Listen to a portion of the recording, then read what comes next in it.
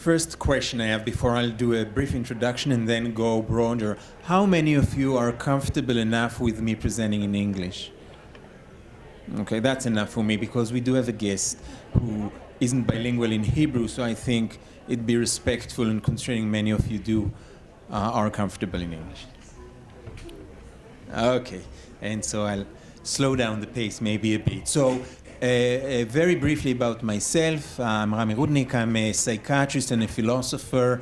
I'm currently a prof at McMaster University, which is in Hamilton, Ontario, and I'm also the chief of psychiatry for St. Joseph's Healthcare in Hamilton, which is a regional acute and tertiary mental health facility. The catchment area of Hamilton within the city is a bit more than 500,000 people, but regionally it's nearly 2 million people as a region. So what I wanted to do before I go into my main focus for today, which is the work with police in mobile crisis teams and the different models of how to do that in Canada at least, I want to just clarify very briefly a few things that I heard earlier today. First of all, the major difference between mobile crisis teams and assertive community treatment. For people who may not know, these are completely different models. They may be sometimes combined, but the models of service are very different. You've heard about mobile crisis, you'll hear more. But ACT, assertive community treatment, is one of the most evidence-based service models in mental health care in the community. Many replications showing positive effects, particularly on reducing readmissions, not first admissions. And secondly, increasing housing tenure, meaning particularly reducing homelessness of people with serious mental illness. It's composed usually of about 10 staff members with one nearly full-time psychiatrist and a manager for up to 100 patients in the community. If it's an urban team, then it's about 100. If it's a rural team, and in Canada we're talking about vast geographical areas, then we're talking about up to 70 or 80 patients for those 10 staff members. We also need to know that when ACT has been combined with other approaches, like the Dutch have done with what's called the flexible ACT team, which combines regular case management outpatient with ACT, it failed. And the Dutch were very hopeful about that, but after a few replications, even the Dutch have agreed this doesn't work for ACT, for maintaining the outcomes with high fidelity for ACT of those reduction of readmissions and housing tenure. So with that, I want to focus more on mobile crisis teams, my experience in Canada. I don't do research in this area of mobile crisis teams, so I won't be showing you analytics, but I'll be showing you descriptives of different models that I've worked with. They're all based in Ontario, but I've worked with similar models also in British Columbia. And as usual, I have no, just to disclose, I have no particular conflict of interest that I can identify for this presentation. So, first and foremost, why are we thinking of police and mental health care? You've heard a bit about that, but the main rationale is that in many of these situations where a mobile crisis team is needed, an acute crisis in the community, there may be safety challenges. Many of these clients are not known to the system. Those that are, some of them are known to actually be dangerous to self and or others when they're in crisis. So there has to be some security involved for the mental health team. Plus, the police can use measures that the mental health team typically cannot legally. The police will not be charged by assault unless they work outside their scope, whereas a mental health team, if they put their hands on a patient in the community, they can and often will be charged with assault. So there are many situations where the police are absolutely required. But how to do that in a way that's person-centered and effective? And so I'll present briefly 3 models of mobile crisis teams that involve the police. Two of them come out of Hamilton, and I have slides for that. The third is at the extreme end of that type of intervention, comes out of London, Ontario, where I worked a few years ago, and I'll tell you a bit about that anecdotally without slides. So the first model is called Coast in Hamilton. As you see on the slides, police and mental health team are involved. It's a 24/7 service. All mobile crisis teams, to my mind, have to be 24/7, by the way, because crises do happen at night. Less often than during days, but they happen over weekends and nights. And when they do happen, then it's very challenging. So as you see, we have a few police officers involved with Coast. They're placed not temporarily, they're placed for fairly medium to long-term time periods with the Coast team. These are police officers in civilian clothes. That's possibly the most distinctive feature of this particular model, because the idea is that the crisis situations involved require very subtle, gentle, not in-your-face approach.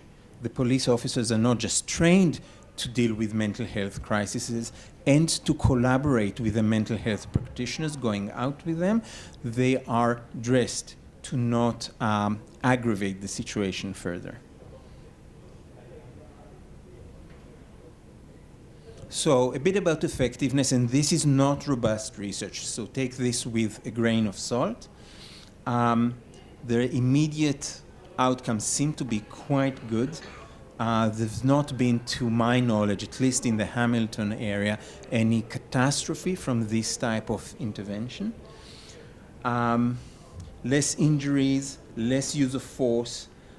The officers in general are not just better trained, they spread the word. They do what we call in Canada build capacity of other police officers that are not involved in this particular team. So they're kind of agents of change in the whole police force because they know this population much better. And so, again, without robust evidence, the impression is that this has ripple effects, beneficial ripple effects on the general involvement of the police force with mental health and other psychosocial stressful situations of people who require police involvement. This is just a sample of a weekly schedule of what this kind of team is involved in.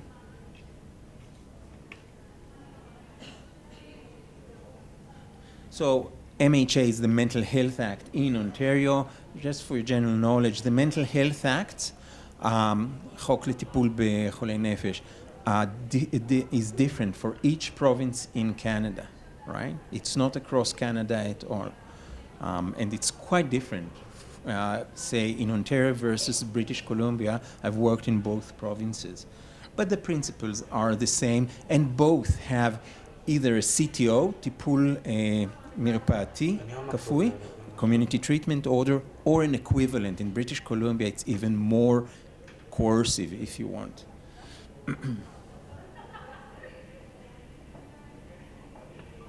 So you see the composition of the staff in the Coast team.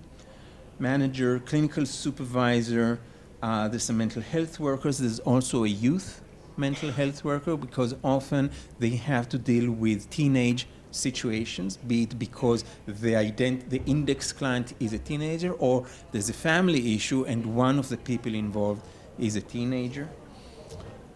There's even a pediatric nurse practitioner because sometimes there are young kids involved, and the adult mental health staff typically do not have the expertise to deal with those situations.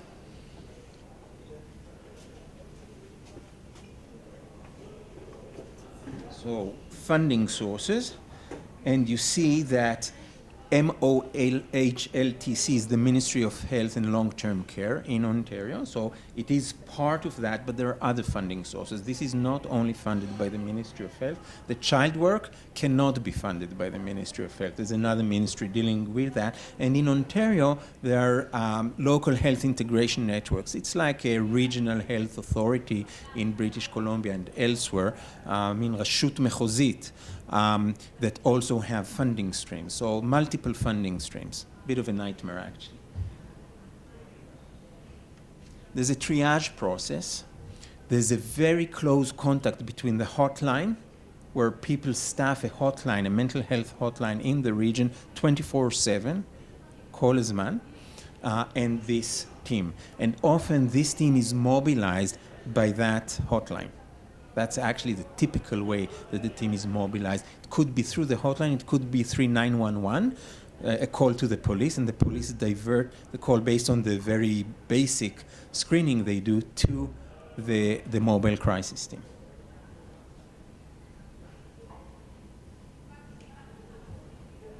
So this is how a scheme of a triage of coast would look like. And by the way, note that there's even a geriatric element like קשישים inbuilt into this. Not used very often, by the way, but occasionally. So a much more complex semi-algorithm of the path to get care through that. And you see the typical examples of situations the team deals with. And so these are the referral sources to the team, either from the police, clients, families. It's pretty much anyone can access this. And often for my own outpatients who, because I work in a schizophrenia outpatient clinic, usually are much more stable, they know if a crisis arises after hours, they can call this team too.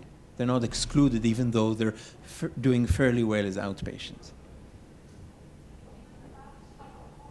This is an example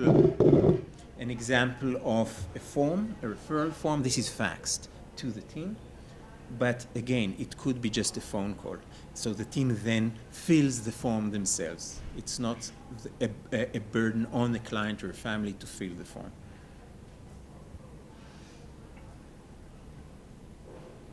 So there's the triage scheme, and they do go based on urgency, and they triage according to that.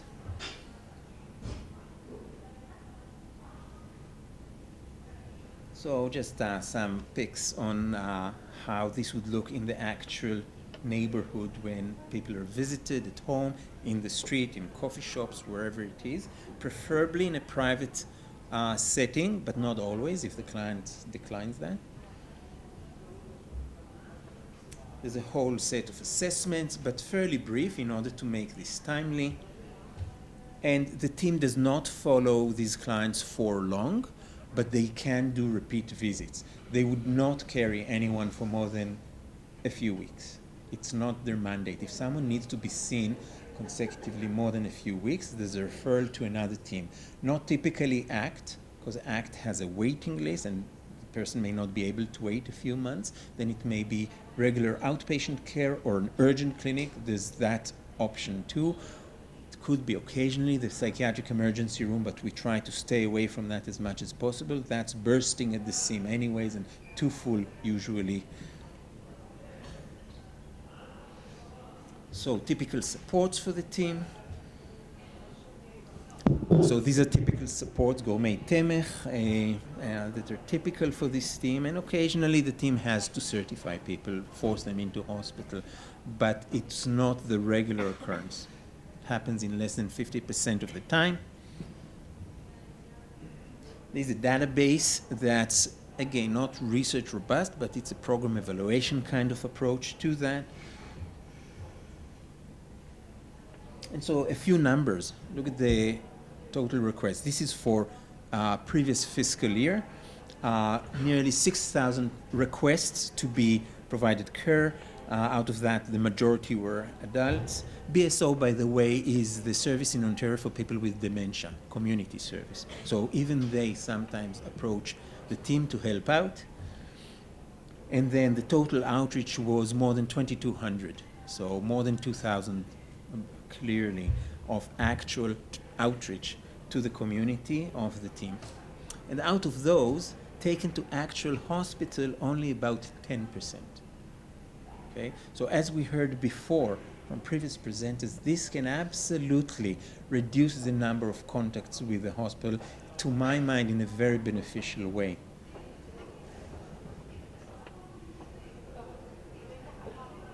just a diagnostic distribution, but this is far less important actually to my mind, and I think we heard similarly from previous presenters. What's more important is what's the actual situation that is driving a crisis.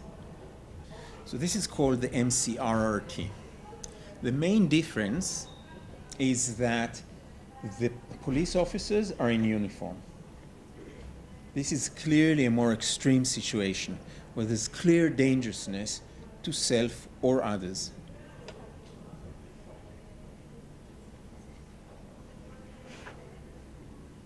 So look at the numbers here too. This is about coast, so it's just referring to that. But after coast started about nearly a decade ago, there was recognition it's not enough. We need a more extreme kind of inter-service. And so a few stats there. These are usually first responders. 911, the police line, gets a call, and they are sent out when the screener on the phone identifies maybe there's someone who is holding a knife or threatening to hold a knife. Coast would not go there. This team would go there. And so we don't have a lot of data for this team because it's a fairly new team. It's not an unusual team, by the way. There's an internet kind of community of interest in Canada and the States that talks about these teams on a regular basis. And many of the states in the US, as well as provinces in Canada, have started some of these teams. So it's not a unique team, but it's newer than the coast type team. And as you see, in 16 weeks, there were 228 calls. So it's a fairly busy kind of team.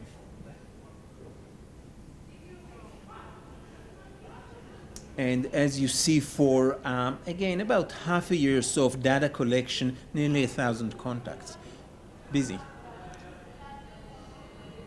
And we estimate there's about a 50% reduction in hospital visits because of this. Remember, these are more extreme situations, so we expect less reduction in hospital visits and actually police cell visits, detention. Some of them don't go to the hospital, they would go to a jail cell.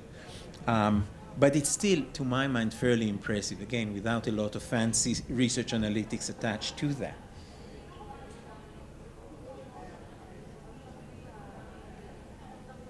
And there are plans to further expand this to the whole region. So this looks like a promising service model.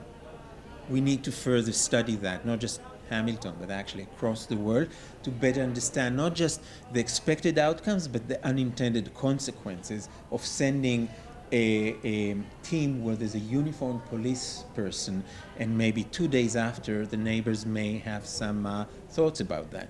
So we're not sure, but it seems promising. So what I'd like to do now is just for a couple of minutes describe a third model that I have no slides on and no data on, because this was a pilot in London. I'm sure there are other pilots similar to that elsewhere, but I was part of that as a volunteer psychiatrist. So the police force has a SWAT team in London, like many other places, and as part of that, they have a very experienced negotiation team. This is for extreme situations like hostage taking, like someone who's imminently suicidal, meaning they're sitting on a ledge of a roof of a high-rise building, they're saying, I will jump now. That's the two other types of teams I described are not a great fit for that. You need to act now.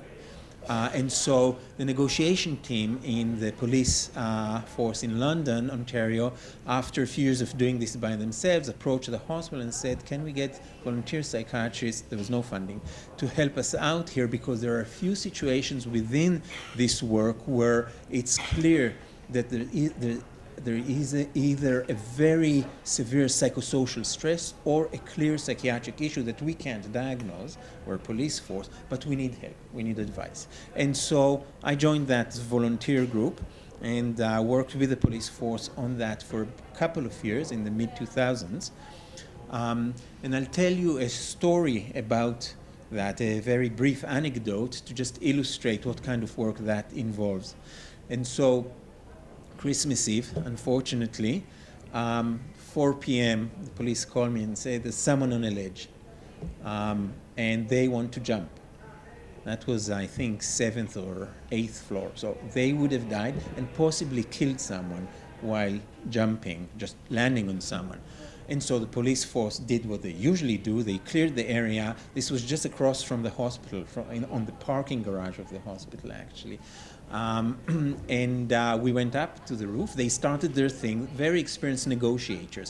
So they started with one or two of the police force officers actually connecting with the person, trying to better understand what are the issues. And then after about an hour or so, they called me in and said, we need your help because we're not sure, is this psychiatric or psychosocial? Anecdotally, the person was in a divorce process. Wife was taking him to court to get full custody.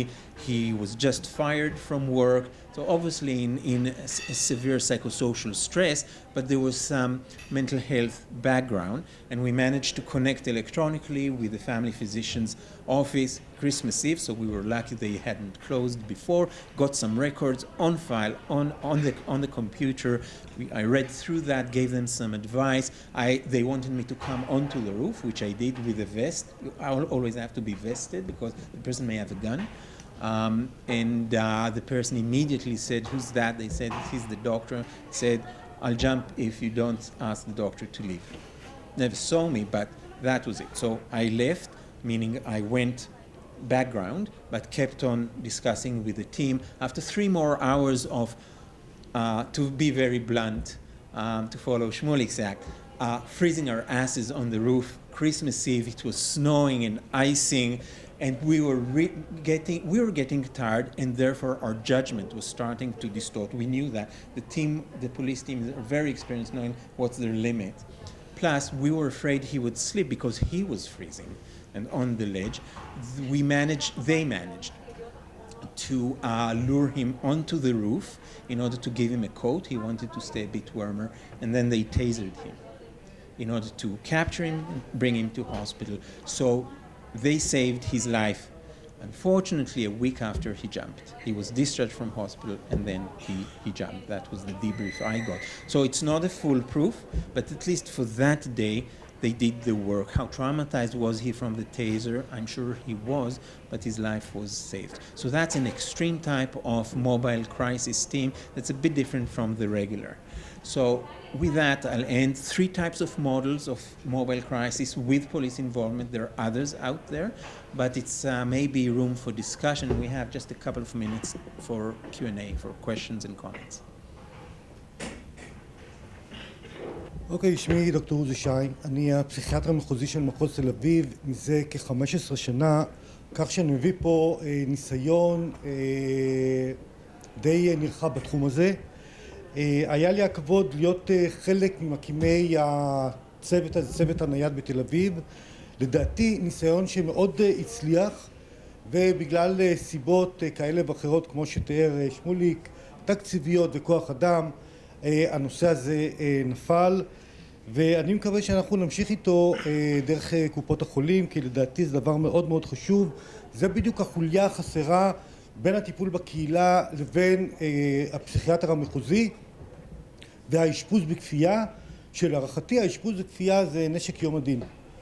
צריכים להשתמש בו רק לאחר שמוצאו כל ההליכים וכל הניסיונות לטפל בחולה בקהילה, ולדעתי עד עכשיו זה לא כל כך נעשה בגלל כל מיני סיבות. כמו ששמענו מהמרצים האחרים שדיברו פה, מחלות הנפש הן מערבות בתוכם היבטים חברתיים, תרבותיים, פחדים מופרזים, דעות קדומות. כל אלה משליכות על תפיסת המחלה עד כדי הטלת דופי לא רק בחולים עצמם, אלא גם באלה שמטפלים בהם. וזה כולל גם את הפסיכיאטר המחוזי, בייחוד שמדובר בהתערבות בכפייה שאנשים לא כל כך אוהבים אותה. התחושות האלה מועצמות בדרך כלל על ידי התקשורת, הן מלבות את תחושת הדחייה והסטיגמה, ומובילות ללחץ ציבורי על רשויות הבריאות ועל רשויות המשפט בכל הנוגע לזכויות החולים והתקינות החוקית של האשפוזים. אני רוצה להגיד לכם שאנחנו תמיד נמצאים בין הפטיש לבין הסדן. לא פעם אנחנו קוראים בתקשורת ורואים איפה היו רשויות בריאות הנפש או רשויות הרווחה? הכתובת הייתה כתובה על הקיר, מדוע היינו צריכים לחכות עד הרגע האחרון, עד שיקרה הרצח? או כותרת אחרת שיוצאת מבית המשפט על הפסיכיאטר המחוזי שרומס ברגל גסה את זכויות האזרח משום שהוא התערב, ולטענת בית המשפט או טענת החולה לא היה מקום להפעיל את ההתערבות הזאת בכפייה. אז ככה אנחנו תמיד בין המניה לבין הדיפרסיה, והשאלות הן שאלות מאוד קשות: מתי מתערבים, איך מתערבים, בייחוד שהפסיכיאטר המחוזי לא רואה את החולה. הוא נמצא בבית, הוא נמצא במשרד, הוא נמצא בתוך האוטו שלו, ושם הוא צריך לקבל החלטה כן לאשפז או לא לאשפז באמצעות אנשים שמביאים לו את האינפורמציה. אנחנו יודעים שהאשפוז בכפייה והטיפול הכפוי הם מעוררים בציבור תחושה של אי נוחות ורתיעה. רק זה מעצם הפגיעה בחירותם וכבודם של האזרחים. ההחלטה על האשפוז הכפוי יש צורך לשמור על איזון בין צרכים שיש בהם אינטרסים מנוגדים, מצד אחד הגנה על חולי הנפש, ומצד שני גם לשמור על החולה וגם לשמור על הציבור מפני אותו חולה. השמירה על האיזון המורכב הזה יוצרת מתח בסיסי בין הפסיכיאטר המחוזי לבין המערכת המשפטית והציבורית. ואני רוצה להגיד לכם שלא נעים להיות שם במתח הזה. חוק טיפול בחולי נפש, שבעיקרו מסדיר את זכויות החולים והקריטריונים לאשפוז, כלומר האשפוז בכפייה, הוא מעביר מסר שהפגיעה בחירותם צריכה להיות למטרה ראויה, וגם שתהיה מידתית ולא מעבר לנדרש להגנתו של החולה. והאם היום נעשה באמת בצורה מידתית ולא מעבר לנדרש? לפעמים אני חושב שידנו קלה מדי על הוראת האשפוז, הוראת הבדיקה, וזה עוד פעם אני אומר, בגלל חוסר האונים שאני יכול להגיד לכם בשם הפסיכיאטרים המחוזיים, שאנחנו נמצאים ולא רואים את החולה וצריכים לקבל אינפורמציה מהשטח. כפסיכיאטר מחוזי, כשנדרש לקבל החלטות מיידיות שעניינם מצבי חירום פסיכיאטריים, וכל זאת בתנאים של חוסר ודאות. עוד פעם אני חוזר ואומר, אנחנו לא רואים את החולה, אנחנו מקבלים אינפורמציה, ושהרבה אנשים שומעים את זה, איך הפסיכיאטר המחוזי יכול להוציא הוראת אשפוז שהתקפה למשך 14 יום לפחות, בלי לראות את החולה? לפעמים זה מזעזע אותם. הדבר היחידי שאנחנו יכולים לעשות זה באמת למצוא איזשהו גוף שיתווך בין הקהילה, בין החולה שנמצא בבית לבין הפסיכיאטר המחוזי, שאנחנו נוכל לבוא ונגיד עשינו את המקסימום, בדקנו את החולה, ניסינו לטפל בו, ניסינו לשכנע אותו, הגשנו לו את כל העזרה המיידית, ודרך אגב היום זה לא קורה.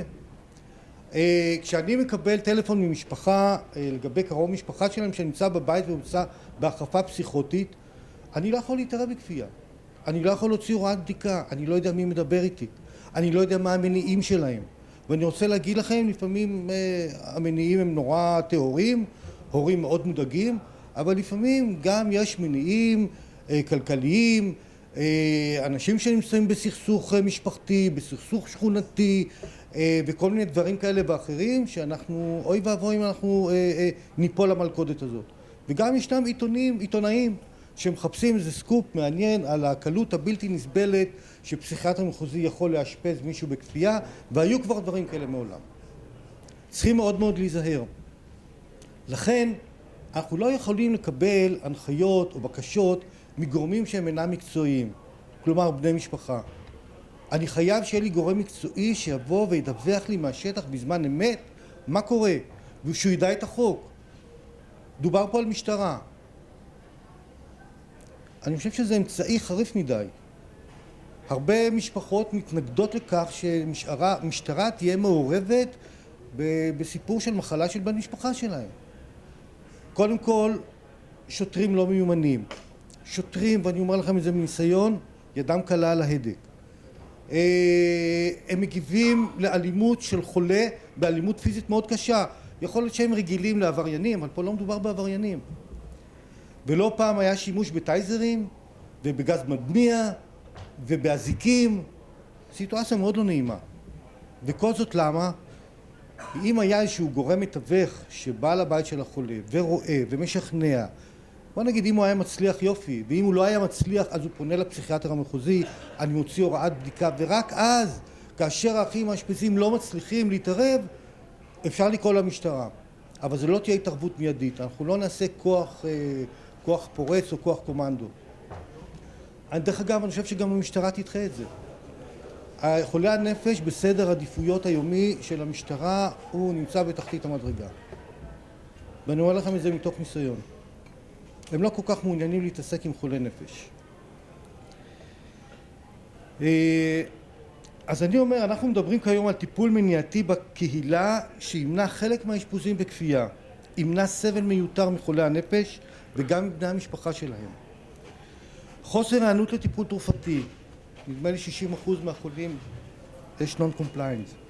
חוסר כוח אדם במרפאות, ימי אשפוז קצרים, ועדות פסיכיאטריות מחוזיות שקוצבות את ימי האשפוז, מחלקות בתפוסה מלאה, כל אלה מביאים לתופעה של הדלת המסתובבת. חולים משתחררים מהמחלקות ולאחר זמן קצר אנחנו רואים אותם חוזרים לאשפוז, וחלקם לאשפוז בכפייה, משום שהם לא פנו למרפאות, הם לא לקחו את הטיפול התרופתי, והדבר הזה הוזנח עד כדי שהגיע למצבים פסיכוטיים. עוד פעם אני חוזר ואומר, חייב להיות גורם מקצועי שידווח לפסיכיאטר המחוזי, על מנת שאנחנו נמנע מטעויות ומטרגדיות מיותרות. עוד פעם, בהיעדר פנייה מגורם מקצועי, פסיכיאטר מחוזי, ואני אומר לא רק בשמי אלא בשם כל הפסיכיאטרים המחוזיים, אנחנו מנועים מלהורות על בדיקה כפויה. ואין לי ספק שצוות מקצועי נייד, כפי שכבר הוכח בעבר במחוז תל אביב, שיעבוד עם הפסיכיאטר המחוזי ושיעבוד מול המרפאות לבריאות הנפש ויטפל בחולה בקהילה עוד לפני המצב המשברי. הוא לא רק שימנע אשפוזים בכפייה, אלא ימנע גם סבל מיותר מהחולה ומהמשפחה שלו, ימנע הוראות בדיקה מיותרות. דרך אגב, כ-30% מהוראות הבדיקה שאנחנו מוציאים, החולה מגיע למרפאה, מגיע לחדר מיון ואחר כך משוחרר הביתה. כלומר, לא נמצאה אינדיקציה ברורה אפילו לאשפוז כפוי.